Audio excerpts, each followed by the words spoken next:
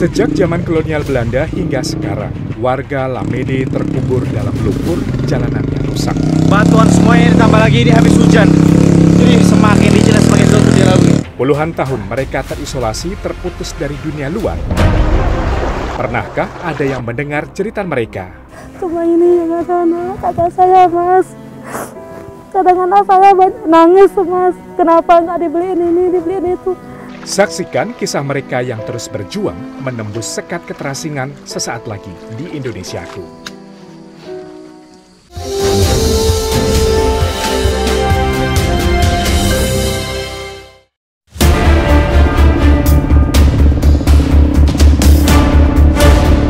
Menurut data Badan Pusat Statistik tahun 2023, Indonesia memiliki 83.971 desa.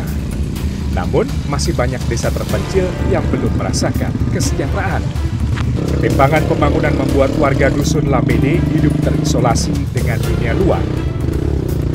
Di tengah perjalanan, saya bertemu dengan ibu-ibu warga dari Lamede yang memang ternyata untuk membersihkan Ramadan, mereka memberi barang di bawah, terus ke atasnya berjalan kaki, tidak menggunakan kendaraan karena medannya yang begitu sulit. Halo, Ibu. Ibu ini kan rencananya mau naik ke atas jalan kaki. Iya, jalan kaki. Butuh waktu berapa lama, Bu, untuk bisa sampai ke atas? Kadang-kadang 6 jam, 7 jam tergantung kita jalan. Kalau cepat kejar-kejarnya cepat dapat. Oh, kalau kencang itu cepat, kalau tidak kencang itu lambat-lambat itu 5 jam, 6 jam. Kalau untuk naik motor sendiri itu juga harus bayar atau enggak, Bu? Iya, bayar. Berapa? Kadang-kadang 200 per orang.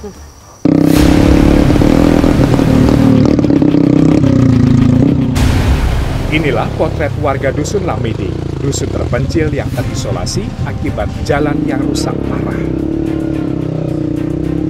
Siapapun harus berjalan kaki berkilo-kilometer untuk mencapai dusun mereka.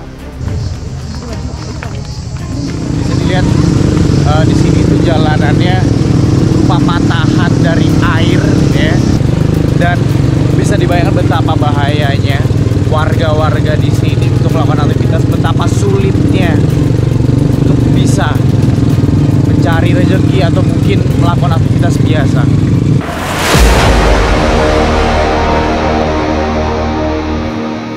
Sepanjang 9 km masih berupa jalan tanah liat.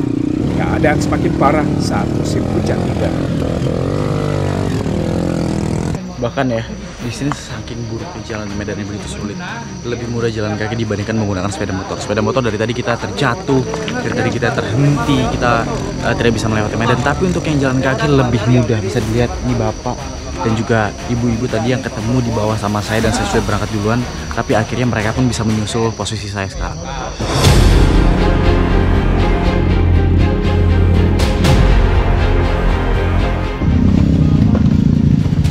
Pak, bantu Pak. Jalan itu benar-benar kayak batuan dan tidak rata, banyak pecahan-pecahan di tengah jalan ya. Jadi karena batuan yang rata nih, motor pun ya ini harus dibantu untuk didorong. Duh, susah sekali dan berat sekali medannya. Ya Pak.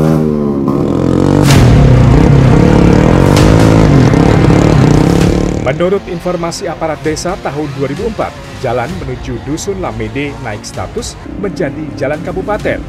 Sayangnya belum adanya izin IPKH, izin pemanfaatan kawasan hutan, dan PPKH persetujuan pembangunan kawasan hutan dari Dinas Kehutanan Provinsi membuat kabupaten tidak bisa membangun. Akibatnya, jalan semakin rusak parah.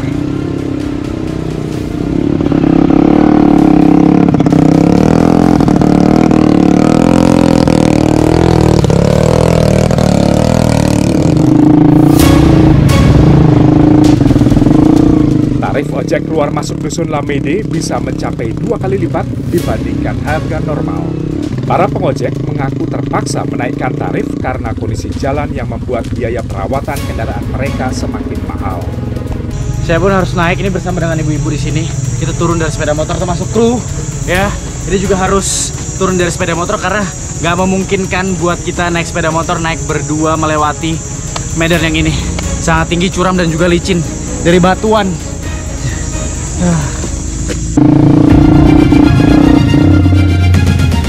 Keterbatasan dana, warga hanya bisa melakukan perbaikan sementara. Namun saat hujan tiba, jalan kembali rusak dan perjuangan mereka pun dimulai lagi dari awal.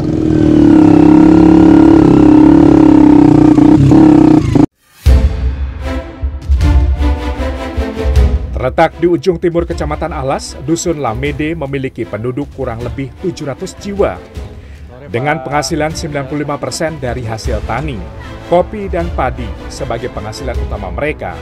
Penghasilannya pun sekitar Rp500.000 per bulan. Di saat kopi dan juga padi tidak bisa dipanen, warga di sini akan mencari penghasilan lain melalui pakis yang bisa dijual oleh warga yang ada di sini. Bu, boleh tunjukkan tempat untuk kita ambil pakisnya di mana? Ya, nanti kalau ada di Berang Pelempat itu. Oh, langsung ke sana ya, Bu ya? Siti dan para ibu lainnya hidup dari hasil panen. Namun saat panen belum tiba, mereka harus mencari cara lain untuk memenuhi kebutuhan keluarga. Mereka berjalan jauh mencari lahan-lahan kosong yang ditumbuhi pakis untuk dijual ke pasar. Nah, mencari pakis atau mengambil pakis memang gampang. Tapi untuk ke tempat kita memetik pakisnya, ini ternyata memang banyak hal rintangannya. Banyak semak belukar yang di dalam kita nggak tahu apakah ada ular. Kalau kata ibu-ibu di sini memang ada ular juga. Dan kita harus melewati sungai di bawah.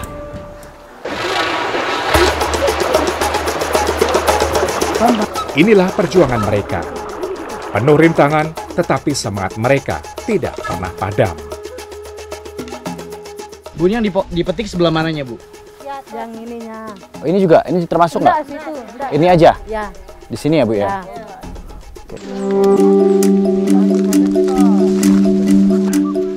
Pakis sayur merupakan tumbuhan paku-pakuan yang hidup di daerah tropis dan subtropis benua Asia. Daun mudanya banyak dikonsumsi masyarakat Indonesia.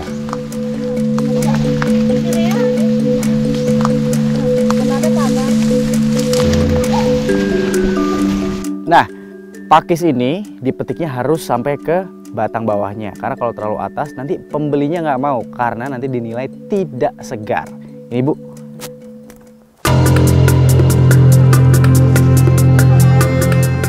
Pakis sayur atau ada yang menyebut pakis tancung banyak tumbuh di dekat sumber air seperti sungai, alur, rawa-rawa, bahkan daerah lembab. Sering dianggap sebagai tanaman liar, daun pakis memiliki berbagai kandungan nutrisi di dalamnya. Bu, ini juga pakis ya, Bu? Bukan, ini bukan pakis ini. Oh, bukan. Ya, Oh, nggak bisa dimakan, Bu? nggak bisa. Oke. Oh, ini ternyata beda ya? Ya, beda itu, Mas. Jadi ternyata nggak semua pakis itu bisa dimakan seperti ini. Pakis apa, Bu, namanya? Ini pakis namanya pakis beracun. Pakis beracun. Ya. Oh, jadi bentuknya juga berbeda ya, Bu ya? Berbeda. Dari bunganya juga beda. Ini ada banyak tangkai-tangkainya, sedangkan yang ini cuma satu dan sama daun-daun aja nih Ya. di atasnya. Ya. Dia gitu seperti itu. Setelah tunas muda dipetik, Siti harus bersabar, menunggu 3 hari sampai pucuk pakis akan tumbuh tunas baru sebelum akhirnya dipetik kembali. Tidak ada penghasilan tetap, tidak ada penghasilan pasti. Namun bagi Siti, pakis menjadi sandaran terakhir untuk bertahan hidup. Kalau saya itu pulang, pernah ada anak bilang, apa yang dibeliin, Mas? Katanya, cuma ini yang ada, anak. Kata saya, Mas. Kadang-kadang saya nangis, Mas. Kenapa nggak dibeliin ini, dibeliin itu? Pak Mama nggak ada uang, Mas. Kata saya. Kadang nggak ada uang, Mas.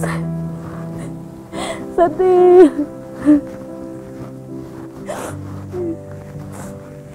Kadang anak-anak yang satu minta dibeliin mobil-mobilan, tapi Mama nggak ada uang, kata saya. Kita hanya jual pakis, nak. Kalau saya turun dok naik bawa pakis atau rebung kadang duren, Mas, itu pun kita ngutang dulu sama yang punya rebung itu sama yang punya duren itu, Mas. Kalau pulangnya kita bayar, kadang modalnya tidak dapat, Mas. Saya jalan pagi dari Lamede ini dapat galas, Mas. Kadang nggak ada yang beli, Mas. Kalau nggak ada yang mau beli, kita masak sendiri, Mas, untuk keluarga di Alas itu, Mas. Di balik hidup dalam kemiskinan, Siti tidak pernah menyerah. Ia harus terus berjuang agar tetap dapat penghasilan untuk memenuhi kebutuhan perut keluarga. Sebelum pakis itu dijual, biasanya akan diikat seperti ini. Nah, kalau di sini 7 ikat seperti ini pakis hanya dihargai Rp5.000. Namun biasanya ibu-ibu di sini juga membawa pakis ini untuk dijual ke alas dengan per ikatnya bisa mencapai Rp2.000.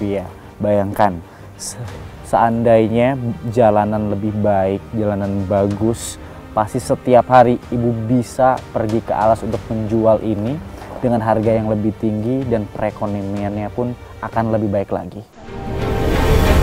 Mencari pakis dari pagi hingga sore, Siti paling banyak mendapatkan 30 ikat. Artinya Rp20.000 jika dijual ke tetangga dan Rp60.000 jika dijual ke pasar alas. Namun penghasilan ini tidak setiap hari ia peroleh.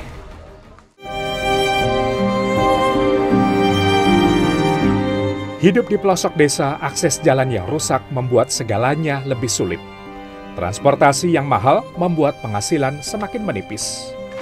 Biasanya Siti lebih memilih berjalan kaki sejauh 10 km untuk menjual pakis ke pasar.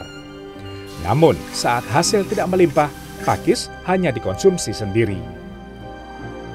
Sebetulnya di musim hujan seperti ini hasil pakis itu melimpah.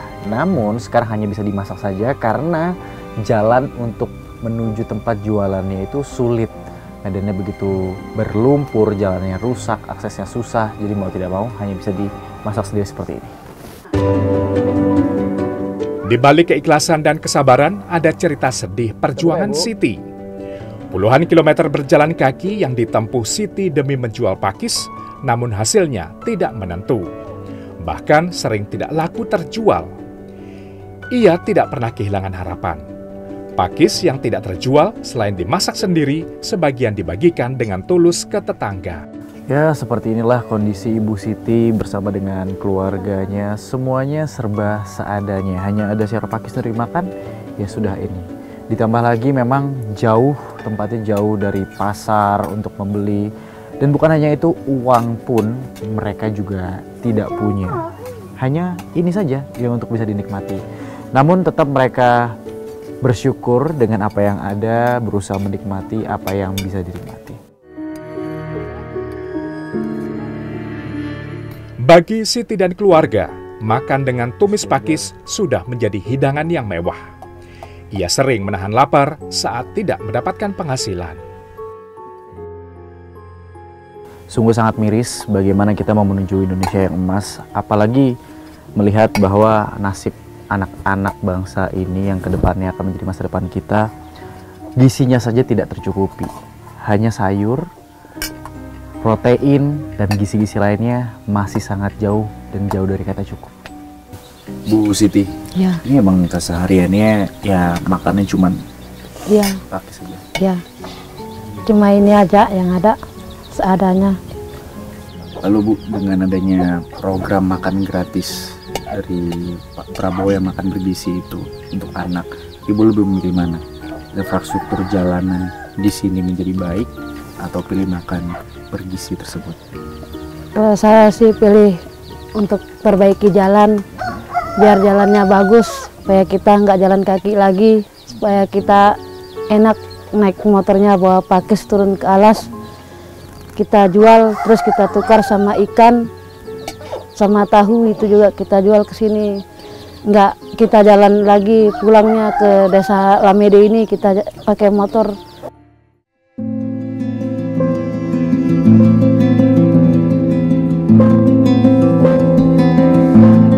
Tidak hanya bergulat dengan kemiskinan, warga Dusun Lamede juga berharap mendapatkan hak yang sama seperti warga lain. Selama ini mereka hidup dalam keterbatasan, termasuk akses layanan kesehatan. Ibu, ini bapaknya sakit apa? Sakit ginjal. Sakit ginjal. Kok bisa kena sakit ginjal, Bu? Nah, saya pernah sering pergi ke sawah. Ya, Oh, dia jarang minum bapak Ya. gitu. Akhirnya kena sakit ginjal. ya, Kalau gitu gimana kalau kita bawa ke puskesmas aja, Bu? ya bawa ke puskesmas. karena di sini tidak ada puskesmasnya. Oh gitu. Oke. Kalau di sini dekat sini ada puskesmasnya? Tidak ada. Di mana? Ya pergi ke Alas. Oh, harus di Alas? Ya. Oh ya sudah Bu, kalau gitu kita bawa ke Alas ya Bu? Ya bawa ke Alas.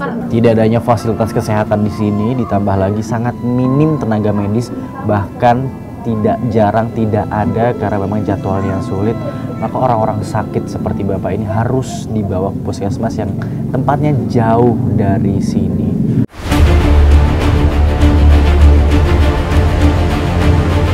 Akses jalan yang rusak berat, mereka tidak memiliki pilihan lain selain menandu pasien, berjalan kaki menuju puskesmas di kota Kecamatan Alas yang berjarak 11 km.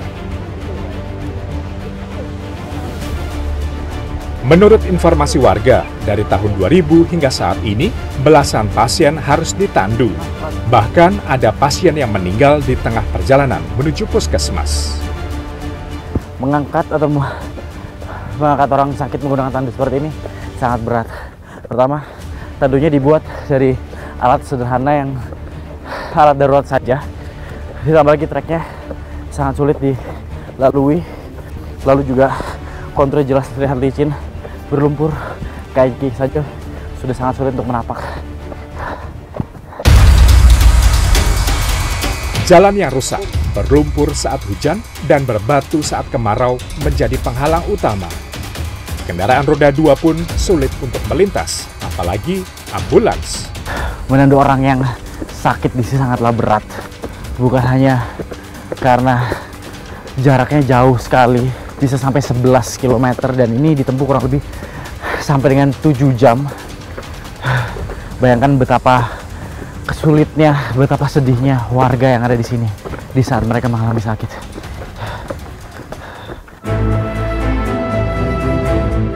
Puskesmas di Kecamatan Alas memang menjadi satu-satunya fasilitas kesehatan terdekat. Namun akses menuju ke sana masih menjadi persoalan besar. Pak, ini memang kalau misalnya warga sakit, pilihannya hanya ditandu ya Pak? Ya, mau tidak mau Pak, karena akses jalan kami ini sudah tidak layak dipakai oleh kendaraan. Makanya kalau ada yang sakit, ya harus dengan cara begini Pak, harus ditandu. Ini udah berat yang sekian kalinya itu Pak, dari setiap tahun kayak gini terus Pak. Lalu Pak, dengan kondisi yang seperti ini, apa yang Bapak rasakan melihat penderitaan warga di sini Pak? Ya, tentu kami sebagai warga masyarakat Dusun Matinega merasakan kesedihan yang sangat mendalam. Maka dengan itu kami berharap kepada pemerintah baik tingkat kabupaten, provinsi, terutama yang terhormat Bapak Presiden Prabowo, agar mencari solusi agar kami ini merasakan keadilan akses jalan ini Pak. Baru-baru ini Pak memakan korban, ada ibu yang melahirkan kemarin Pak, anaknya meninggal pas nyampe rumah sakit Pak. Kemudian ada kemarin juga korban ibu-ibu yang sakit paru Pak, yang sakit ginjal, meninggalnya di rumah sakit juga Pak, karena terlalu lama kita di perjalanan ini Pak. Di tengah perjuangan dan keterbatasan, warga Dusun Lamede tetap bertahan. Namun mereka terus berharap adanya perbaikan jalan agar tidak ada lagi nyawa yang terancam hanya karena sulitnya fasilitas kesehatan.